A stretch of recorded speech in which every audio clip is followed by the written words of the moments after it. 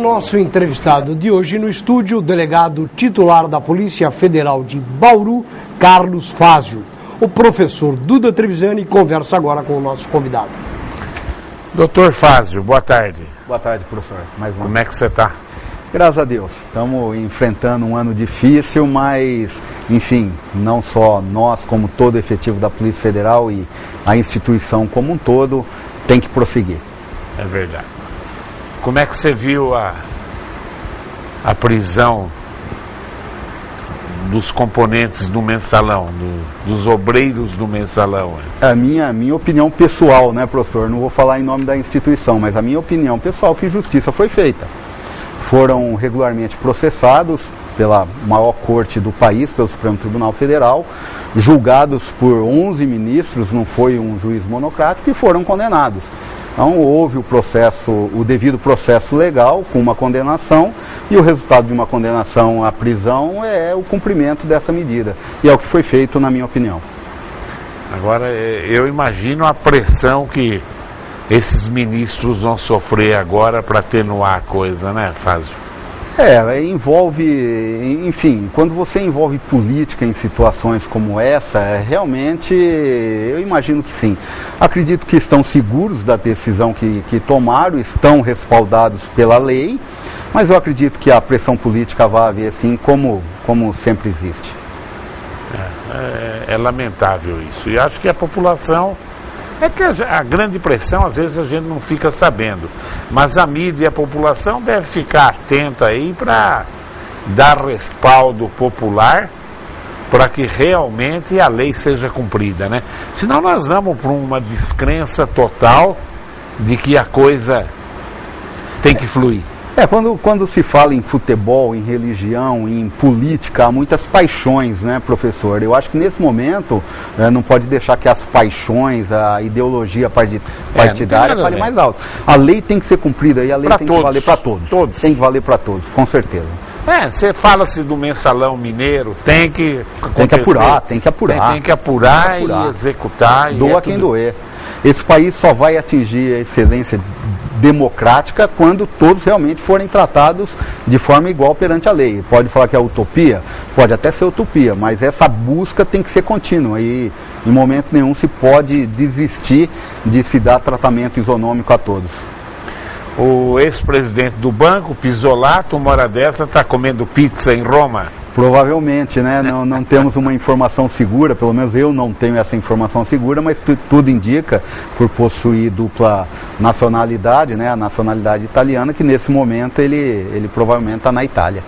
E vamos aguardar agora, daqui para frente, a posição do governo brasileiro e a posição do governo italiano acerca da extradição. Se realmente, ou de um novo julgamento lá, aí teríamos que conhecer a legislação italiana para saber qual é o tratamento que vai ser dado. Mas, diante do histórico Brasil-Itália, nós temos aí o caso Battistini, enfim, alguns casos aí, o Cacciola, enfim. Diante do histórico, eu acho que vamos estar diante de uma situação bastante complexa. Se ele sair da Itália, aí se a Interpol pegar, devolve ele para o Brasil, né? Sim, como aconteceu com o Cacciola, que foi preso em Mônaco, né? No caso, a Interpol já foi comunicada, até para se esclarecer. A Interpol, ela não é uma instituição única. A Interpol, ela é formada pelas polícias de mais de 180 países.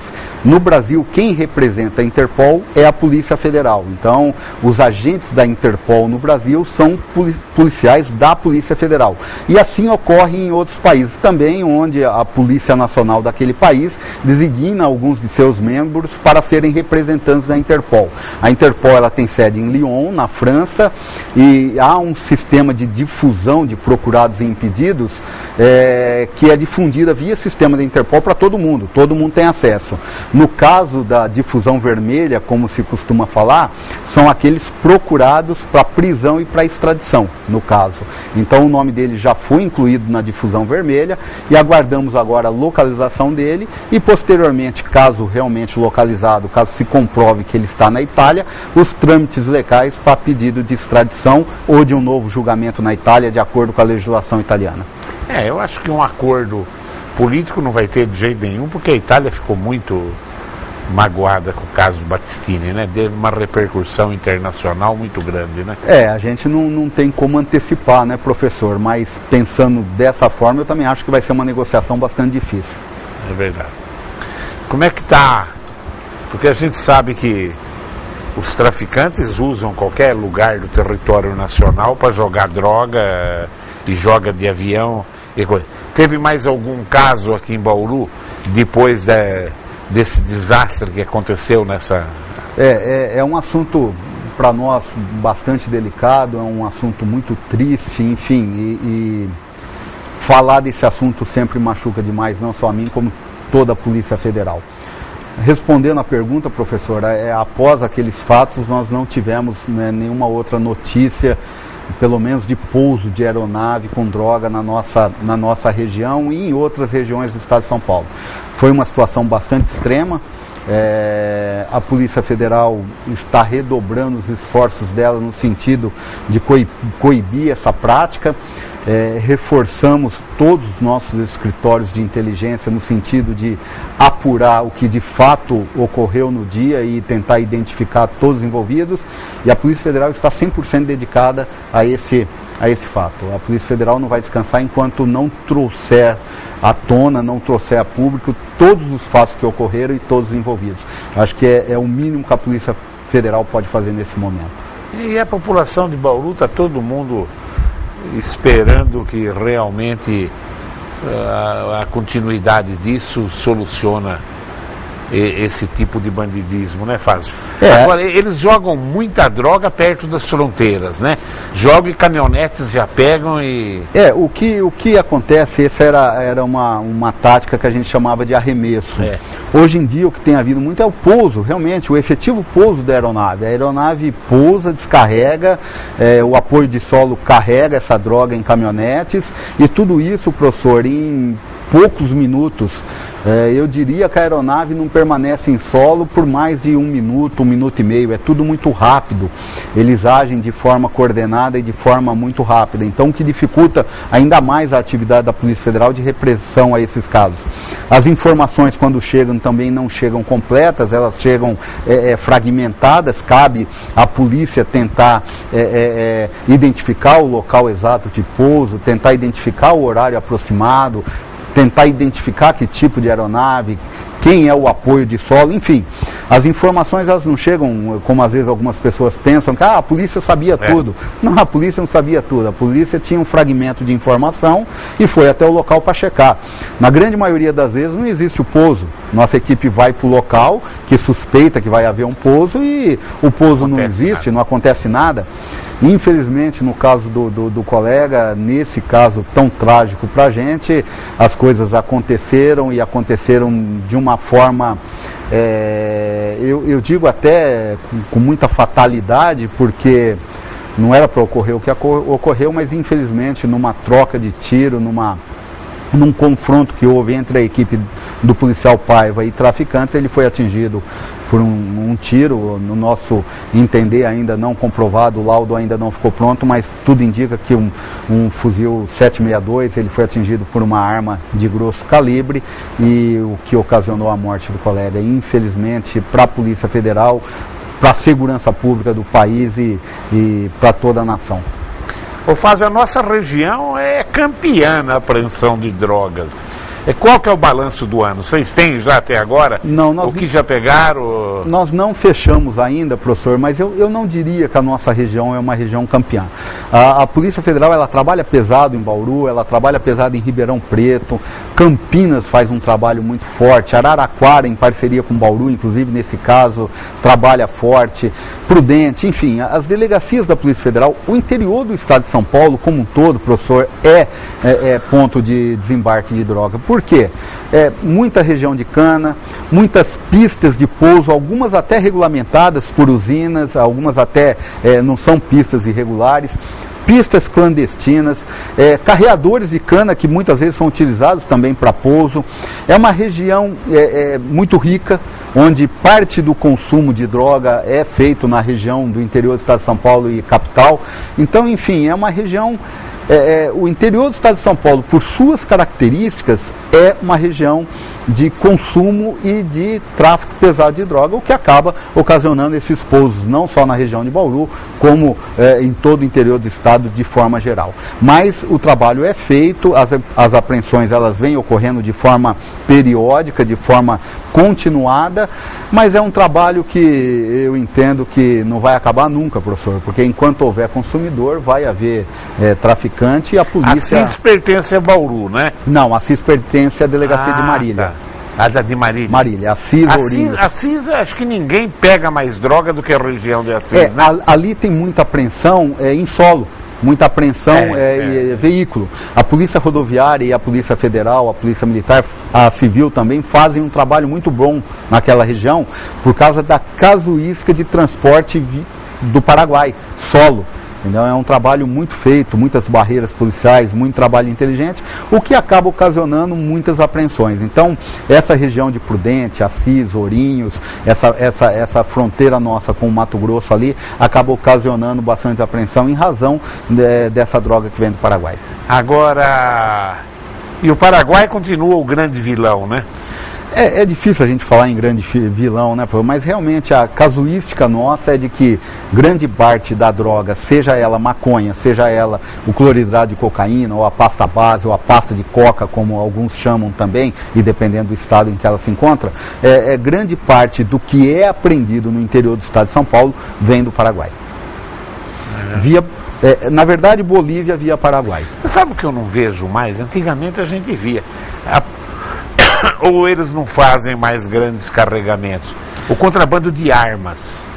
O contrabando de armas, o tráfico de armas, como a gente costuma falar, ele tem sido feito muito hoje em pedaços. Eles não estão trazendo mais arma inteira. Eles trazem componentes de forma a ludibriar, inclusive, a fiscalização. E monta aqui. E monta aqui. E, aliás, se perde uma carga, não perde uma arma inteira. Acaba perdendo parte dessa arma. Uma outra parte que eu digo, professor, são armas que foram internadas regularmente, são armas furtadas, roubadas do Exército, furtadas, roubadas de quartéis da Polícia Militar, furtadas, roubadas de colecionadores e até as pequenas armas de porte, pistola, revólver, muitas vezes extraviadas de proprietários regulares que de alguma forma vão parar na mão do traficante. Quer dizer, é só isso? Não, não é só isso. Há tráfico de armas, entra pela fronteira, entra pelos portos, com certeza sim, não estou falando que não, mas também há armas que num determinado momento da existência eram armas irregulares e por algum motivo foram parar na mão dos marginais, dos traficantes ou dos assaltantes, que enfim, as pequenas armas acabam matando muito mais do que as grandes armas. E isso, a estatística nos leva a isso, mas existe todo tipo de situação que acaba gerando essas armas na sociedade. Eu ia fazer a pergunta para você sobre pedofilia, a operação no Canadá, na Holanda. Vou aproveitar para a pergunta do Davi, que ele quer a tua opinião sobre a internet, e realmente na Europa e no Canadá, o que pegaram essa rede de pedófilos, e parece-me que isso se estendeu até aqui em Bauru, na região, a apreensão de alguns casos. Eu gostaria que você falasse disso, mas responda também a pergunta do Davi, que ele fala assim: Dr. Fázio, como o senhor encara a internet? Como a aliada ou um perigo para a sociedade? Aliada, sem sombra de dúvida, Davi. Aliada. A internet hoje é uma ferramenta que facilitou demais a comunicação, a difusão de informações, o aprendizado, o ensino à distância. É uma ferramenta fantástica. Eu acho que se dividia também o mundo entre antes da roda e depois da roda, antes do fogo, depois do fogo, eu tenho certeza que a gente vai poder colocar em antes e depois da internet. É uma ferramenta útil, como qualquer outra ferramenta que pode ser utilizada para o mal. Então, nesse caso, e o professor usou a palavra correta, rede, na verdade a pedofilia é uma rede de produção e difusão de pornografia infantil. Então, alguns produzem a imagem, e esses são o grande câncer da sociedade, que molestam e produzem essas imagens que realmente causam esse mal à criança e ao adolescente, e aqueles que, digamos, admiram ou se excitam com essas imagens, e esses sim, difundem as imagens via computador ou capturam capturam essas imagens via computador e mantêm essas imagens nos seus computadores e abrem essas imagens para se citarem.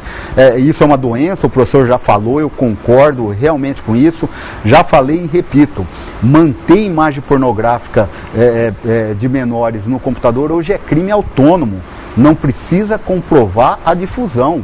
Quer dizer, o fato de você manter no seu computador esse tipo de imagem, você já está cometendo crime de pedofilia. E foi o que aconteceu em Bauru e Jaú no dia de hoje, onde duas pessoas que mantinham esse tipo de imagem em seus computadores foram identificadas via rede de computadores.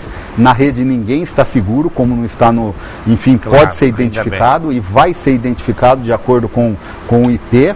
E uma vez identificado, vai ser responsabilizado. E essas duas pessoas foram identificadas, foram conduzidas para a delegacia, estão prestando um depoimento, no caso estão sendo interrogadas na Polícia Federal, e vão ser liberadas para responder em liberdade de acordo com o que prevê a nossa legislação. Não foram presos em flagrante, as imagens já haviam sido apagadas, nossos peritos vão tentar recuperar essas imagens e vão ser processados e vão ser, com certeza, condenados a pagarem por esse delito.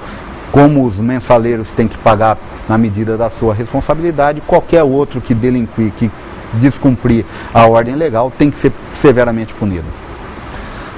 E o pedófilo é uma doença mesmo, e na minha opinião, com a idade que eu estou, incurável. Incurável.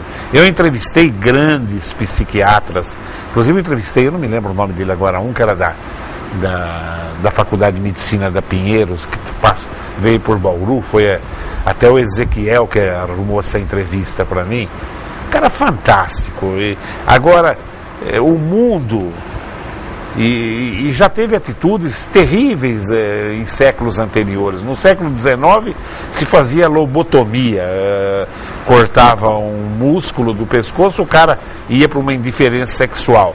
Tem países que fazem a castração química, né, a substância química, o cara perde o interesse sexual. Porque eu acho que, infelizmente, pedófilo pode ser uma boa pessoa, mas é a maneira dele fazer sexo. É como falar para você, telespectador, a partir de hoje você não vai fazer mais sexo com a sua mulher. Pronto, você vai ter que fazer com um elefante. Entendeu?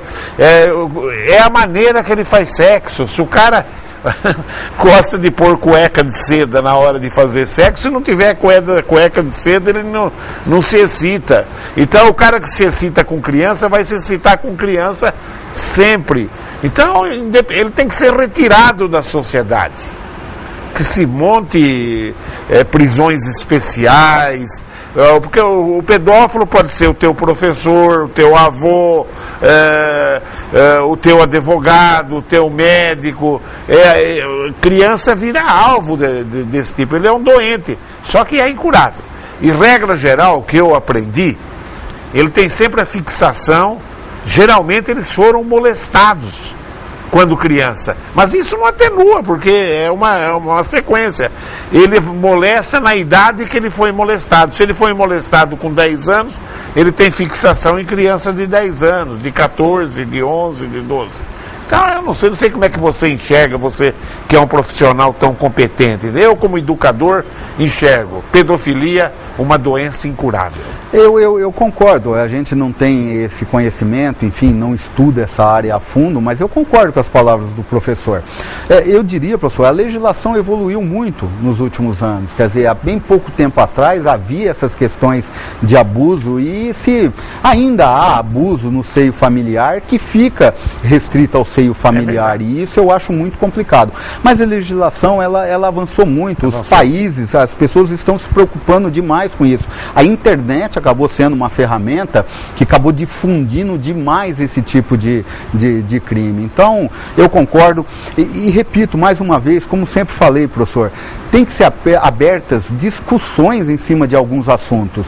E o mérito da TV Prevê, o mérito do Enfoque Regional, o mérito do professor Trevisan é justamente trazer esse assunto de forma aberta, de forma clara, de forma transparente, sem meia palavra e sem corporativismo, trazer a discussão. É As pessoas têm que falar desse assunto, professor, porque se não falar, não se vai chegar a uma solução. Tem que ser discutido pela mídia, pelos profissionais jurídicos, pelos profissionais da segurança, pela família. É um assunto que tem que ser discutido para que ele possa continuar evoluindo. Mas já temos hoje, graças a Deus, uma legislação que evoluiu bastante, a ponto de poder reprimir, ao ponto de poder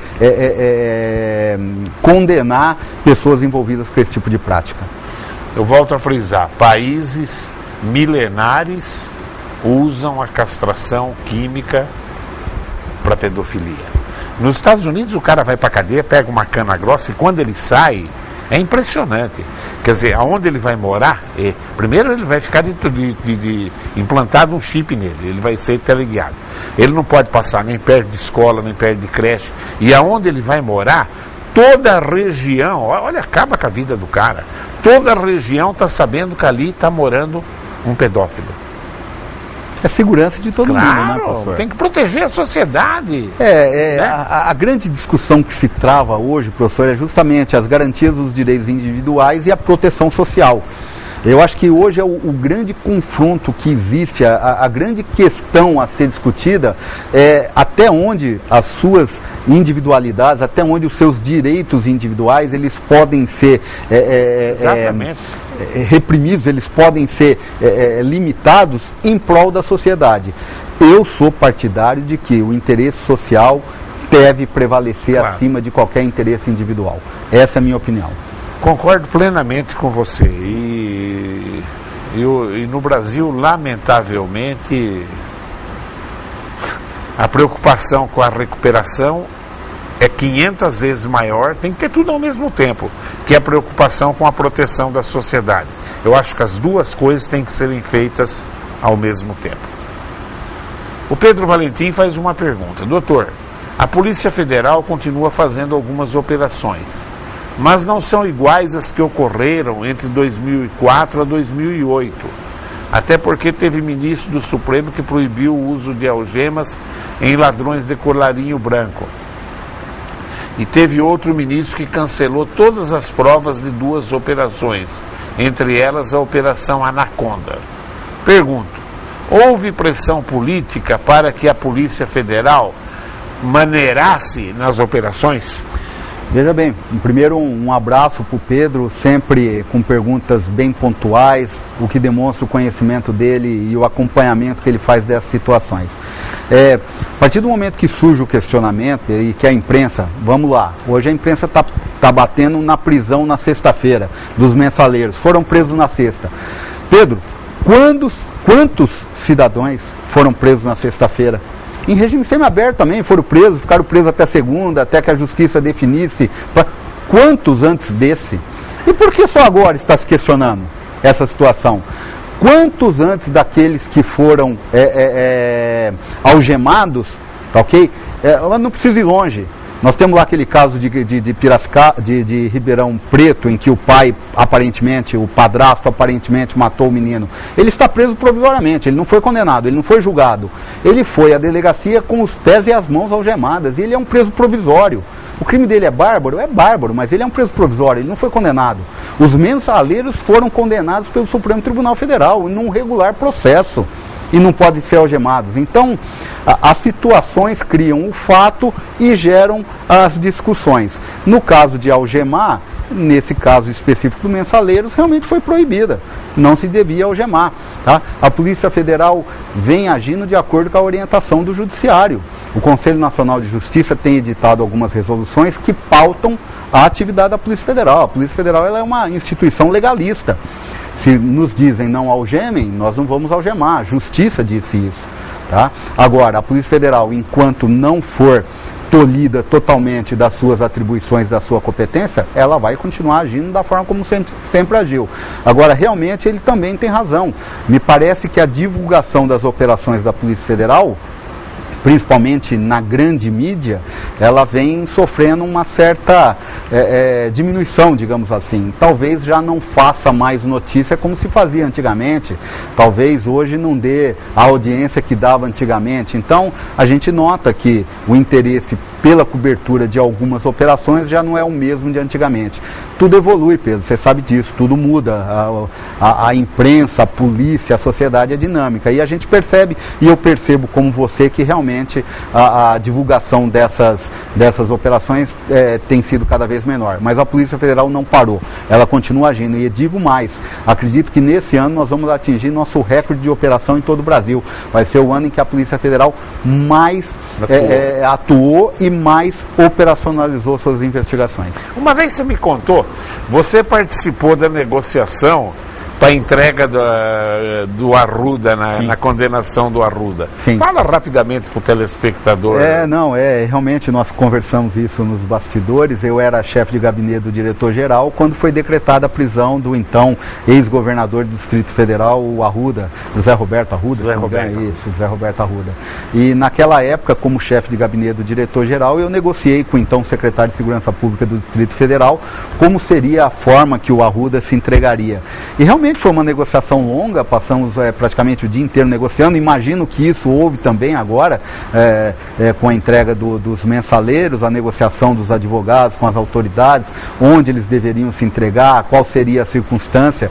E isso também ocorreu naquela época. Me recordo que o Arruda ele estava indo para a sede da Polícia Federal, onde todos nós nos encontrávamos aguardando ele, e ao passar pela superintendência, que fica em outro local, no setor policial sul, ele decidiu que se entregaria ali. Então, quando nós chegamos para dar cumprimento ao mandado, ele já estava nos aguardando. Quer dizer, foi um caso, e eu acho interessante, porque foi um caso em que o preso chegou antes da polícia, digamos assim, né? Mas eu imagino que também nesse caso dos mensaleiros ocorreu dessa forma, diante de uma negociação onde eles se entregariam, e está havendo crítica de por que foram levados para Brasília. O processo tramitou em Brasília, o juiz da causa é de Brasília, então nada mais comum de que eles estivessem à disposição do juiz em Brasília. Caso se decida que eles devam voltar para cumprir pena no local da residência, assim será feito. Isso não é raro, isso não é incomum, isso ocorre em muitos casos, e se ocorrer nesse caso vai ser plenamente normal. Uma última pergunta. Doutor Natanael, ele pergunta: doutor, como estão os andamentos dos inquéritos de desvio do hospital de base em Bauru? Eu achei interessante, porque normalmente é o Pedro que pergunta sobre isso, né? Eu ia até comentar, dessa vez ele não perguntou sobre o odontoma. Praticamente todos os inquéritos, eu acho que com exceção de um inquérito, todos já foram concluídos, já foram encaminhados à justiça. Até onde sei, todos já foram denunciados, as denúncias foram recebidas pelo judiciário e estão em fase de instrução processual. Foram identificados bens dos responsáveis pelo desvio de verba, foram bloqueados, foi pedido pelo Ministério Público o bloqueio desses bens, o juiz concedeu. Então segue, doutor Natanael, segue a instrução, segue o caminho normal dela até final condenação.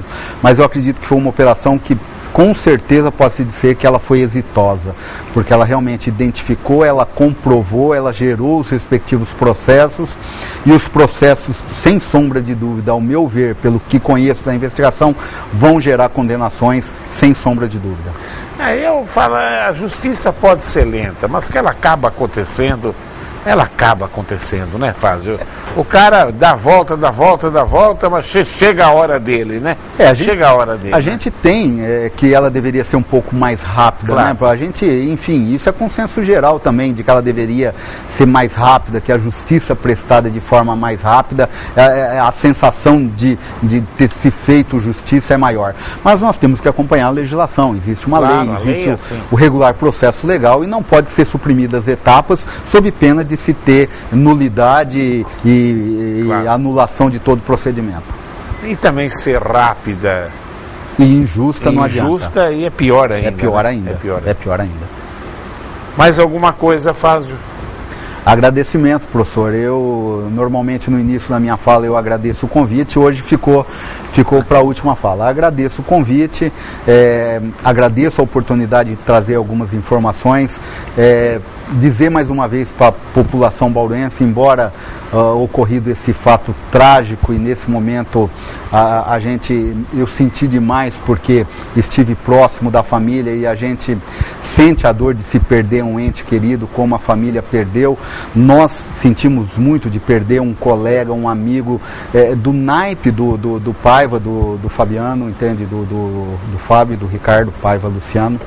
E enfim, sentimos demais, mas a Polícia Federal continua atuante, a Polícia Federal continua trabalhando e com certeza, se precisar ir a campo mais uma vez, nós vamos, de forma nenhuma nós vamos abrir mão de tirar da sociedade esses meliantes. A Polícia Federal, com muita dor no coração, com muita, enfim, muito machucada, vai continuar trabalhando, vai continuar levantando essas informações e vai continuar agindo contra o tráfico em qualquer circunstância. Posso saber que a Polícia Federal se abateu, sim, sentimos demais, mas em momento nenhum vamos deixar de cumprir a nossa obrigação. Fábio, é um prazer ter você aqui, viu? Professor, eu agradeço mais uma vez o convite. Obrigado, viu? Bom, e você que usa droga, viu? Você também é responsável pela morte desse policial. Porque, olha, e a mídia hoje, a internet mostra a desgraça que é principalmente o crack, né? Que é um derivado da cocaína. Quer dizer, você que usa, você é responsável por isso, por esses roubos. Hoje o cara está matando a avó, avô, por causa de 5 merréis, 10 merréis, né? Quando é a morte de um policial, o trauma é muito maior na sociedade, a repercussão é muito maior. Mas todo dia você liga a televisão, matou a tia, matou a avó, foi lá roubar vintão. E você que usa é que alimenta essa rede nojenta que está acabando com a nossa juventude. Quer dizer, é a hora de cada um parar e ver até que ponto a minha atitude é ilegal, né? Não é só, eu sou honesto, não é por aí. Mas se eu tenho uma atitude de vício, principalmente de droga, você está colaborando com uma rede. Se não tivesse isso, não tinha traficante, não tinha nada, não tinha. Tem polícia corrupta hoje, que é uma consequência desse monte de dinheiro que corre aí, porque cada vez o número de usuários é melhor. E já são 3 séculos a sociedade lutando contra a droga e é uma guerra que a sociedade está perdendo. Lamentavelmente, porque você é um dos usuários de droga. Tchau.